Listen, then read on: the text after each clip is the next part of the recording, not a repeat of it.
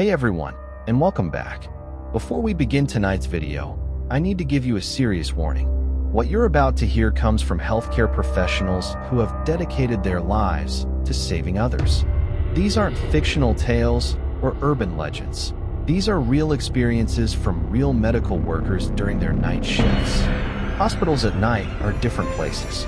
The lights are dimmed, the hallways echo, and there's a thin line between life and death that becomes much more apparent when the world outside goes quiet.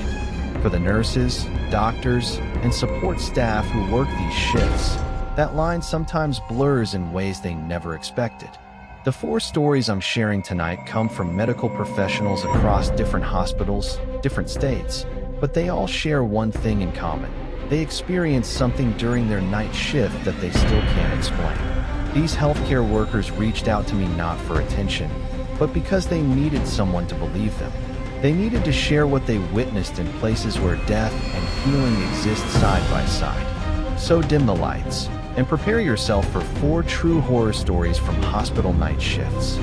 Our first story takes us to August 1994 in the small town of Oakville, Washington. Wait, actually just across the border in British Columbia. But the Oakville incident is so legendary. Similar strange rain events have been reported in BC as well. Picture this. It's a rainy summer morning, and residents wake up to find their town covered in translucent, gelatinous blobs. These weren't hailstones or normal precipitation. They were something organic.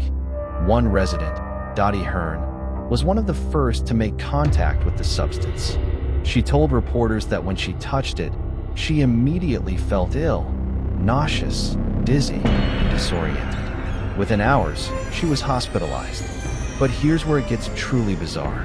Dottie's cat, who had been outside during the strange rain, died shortly after coming into contact with the blobs.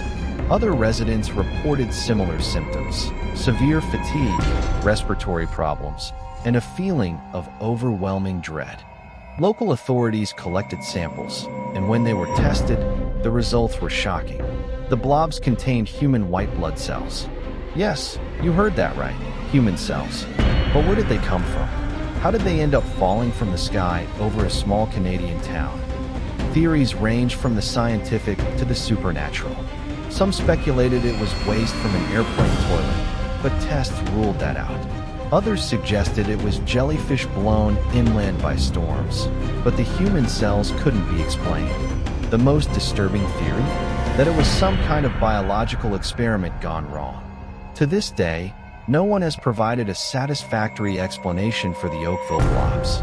The residents who experienced that morning say they'll never forget it, and many refuse to go outside during unusual weather patterns, even decades later. Whatever fell from the sky that day remains one of Canada's most unsettling paranormal mysteries. New Orleans is no stranger to the supernatural, but on Halloween night in 1998, a masquerade party at an old mansion in the French Quarter became the stuff of nightmares. The event was hosted by a wealthy eccentric named Victor Leroux, known for his love of the occult. He invited 50 guests to his historic home, promising a night of mystery and decadence. But what happened that night left everyone questioning reality.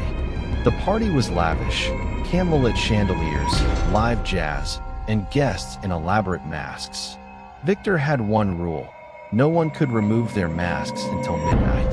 As the night went on, guests noticed strange things. The air felt heavy, almost suffocating. Some swore they saw their own reflections in mirrors, but the reflections didn't move when they did. Others heard whispers coming from empty rooms, speaking in languages they didn't understand. At midnight, Victor gathered everyone in the ballroom for a special reveal. He stood on a balcony, holding a strange, antique mask that seemed to glow faintly.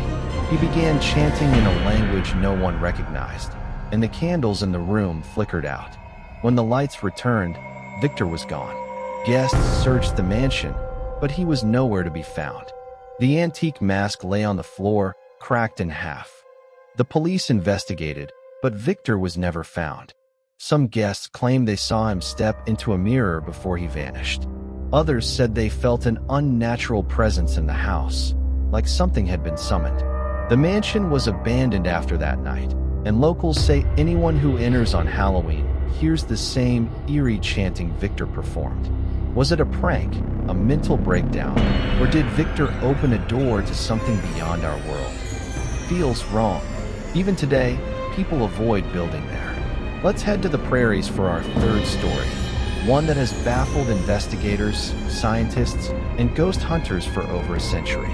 Near the tiny community of St. Louis, Saskatchewan, there's a stretch of abandoned railway track where, on certain nights, you can see ghost lights.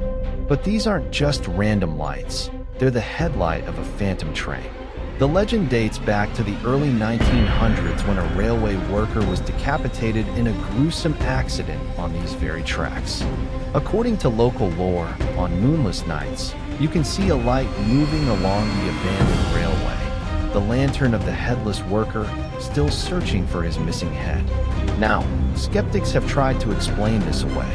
Weather phenomena, they say, car headlights from a distant highway, swamp gas. But here's the thing. Dozens of people have witnessed these lights, and their descriptions are remarkably consistent. I spoke with a local resident named Tom, who visited the lights as a teenager in the 1980s. He told me something that gave me chills. Tom and his friends drove out to the tracks around midnight. At first, they saw nothing. Then, in the distance, a small light appeared. It was yellow-white, like an old lantern. But as they watched, it began to move, slowly at first, then faster. It was coming toward them, bobbing up and down as if someone was walking with it. Tom said they could hear something too, a rhythmic clanging sound, like metal on metal. The closer the light got, the more terrified they became. When it was about 50 feet away, they could see it was definitely not a car or reflection. It was moving through the trees, not along any path. They ran back to their car and sped away. Tom says he's never been back, and he never will. What makes this case particularly interesting is that in the 1990s, a group of university students decided to investigate using scientific equipment. They recorded strange electromagnetic fluctuations and captured the lights on video. Their footage showed lights that moved intelligently, responding to their presence. The railway tracks are gone now, torn up decades ago. But the lights? They still appear, still searching, still unexplained. From the prairies, we travel west to the Rocky Mountains and one of Canada's most famous haunted locations, the Banff Springs Hotel. Built in 1888, this castle-like hotel has been the site of multiple paranormal encounters, but none more famous than the story of the Ghost Bride. According to the legend, in the 1930s, a young woman was getting married at the hotel. It should have been the happiest day of her life. She was wearing a beautiful white wedding gown, preparing to walk down the grand staircase to meet her groom. But as she descended the stairs, she tripped. Her dress caught fire from one of the candelabras lighting the staircase. In her panic, she stumbled backward and fell down the stone steps, breaking her neck instantly. Tragic enough, right? But here's where it becomes paranormal. For decades, hotel staff and guests have reported seeing a woman in a wedding dress dancing alone in the ballroom. She wears a fixed smile and seems unaware of anyone watching her. Security cameras have captured strange anomalies in the ballroom, misty figures that appear and vanish. But the most disturbing sightings happen on the staircase where she died. Multiple witnesses have reported seeing a bride descending the stairs, only to watch in horror as she appears to trip and fall, and then vanish before hitting the ground. One hotel employee I spoke with, I'll call her Sarah, told me about her experience working the night shift. Sarah was doing her rounds around 3 a.m. when she heard music coming from the ballroom. The hotel was nearly empty, and the ballroom had been locked hours ago. She approached the doors and could clearly hear Walt's music playing. What happened next still gives Dr. Kim chills. As soon as Maria entered the trauma bay, she walked directly to David's bedside and began speaking to him as if he was conscious and responding, even though he was on life support and showing no signs of awareness. "I know you're scared, Maria said to David. "But you need to make a choice. You can stay, but it's going to be really hard. Or you can go, and I'll understand." Maria paused, as if listening to a response that no one else could hear. "I see him too," she continued. "Your dad is here. He's been waiting for you." Dr. Kim felt confused. According to the information they received, David's father had died 5 years earlier in military service overseas. Maria had never mentioned seeing anyone else in the room. But then Dr. Kim noticed something that made her question her own sanity. In the corner of the trauma bay, barely visible in her peripheral vision, there was a shadow that didn't belong to any person or equipment in the room. It was human-shaped, tall, and seemed to be standing at attention in a military posture. When Dr. Kim looked directly at the corner, she saw nothing. But when she focused on David and Maria, the shadow was clearly visible in the edge of her vision. Maria continued her one-sided conversation with David for several more minutes. Finally, she kissed his forehead and whispered, "It's okay. I love you. Go with your dad." At that exact moment, David's heart monitor showed a brief, unusual pattern. Not the erratic rhythm of a failing heart, but 3 distinct, strong beats, almost like a signal. Then his vital signs began to fail rapidly. Dr. Kim and her team worked desperately to save David's life, but it was clear that he was slipping away. As they prepared for the inevitable, Dr. Kim noticed that the shadow in the corner had moved closer to David's bedside. David passed away at 2:47 a.m. For our final story, we're venturing into one of the most remote and terrifying locations in all of Canada. The Nahanni Valley in the Northwest Territories, better known by its chilling nickname, Headless Valley. This is a place where people go missing, where bodies are found without their heads, where indigenous peoples have warned outsiders to stay away for centuries. The valley's dark reputation began in 1908 when brothers Willie and Frank McLeod ventured into the region searching for gold. They never returned. 2 years later, their bodies were found by a riverbank. Both decapitated, their heads never recovered. This could have been written off as a tragic murder, except it kept happening. In 1917, a prospector named Martin Jorgensen was found headless in his sleeping bag. In 1945, a miner disappeared completely. His camp found intact, fire still burning, but no sign of him. Years later, his headless corpse was discovered miles away. The local Dean people have their own explanations. They speak of the Naha, evil spirits that inhabit the valley. They warn of the Wahila, massive wolf-like creatures that hunt humans. And they tell stories of strange lights in the sky that appear before people vanish. Tommy laid on the horn and flashed his lights, expecting the dog to run. But it didn't move. It just sat there, watching his truck approach. Tommy had to swerve to avoid hitting it, his trailer swinging wide as he moved into the other lane. As he passed the dog, he looked in his side mirror and saw it, still sitting in the road, head turned to watch his truck drive away. "Crazy dog," Tommy muttered. "Could have gotten killed."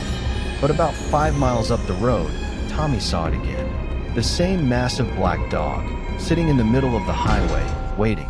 Tommy's heart started pounding. There was no way that dog could have gotten ahead of him. He'd been driving at highway speed, and he hadn't seen any other roads or paths the dog could have taken. Once again, Tommy had to swerve to avoid it. Once again, he looked in his mirror and saw the dog sitting motionless, watching him drive away. This happened 3 more times over the next 20 miles. Each time, the black dog would appear ahead of him on the highway, sitting and waiting. Each time, Tommy would swerve to avoid it. Each time, it would watch him pass without moving. Tommy grabbed his CB radio. "Breaker 19. Any drivers running northbound on 491? This is Desert Tommy." A voice responded immediately. "This is Roadrunner, southbound on 491 about 20 miles north of your position." "What's going on, Tommy? You see a big black dog on the highway?" There was a long pause. "You saw it too?"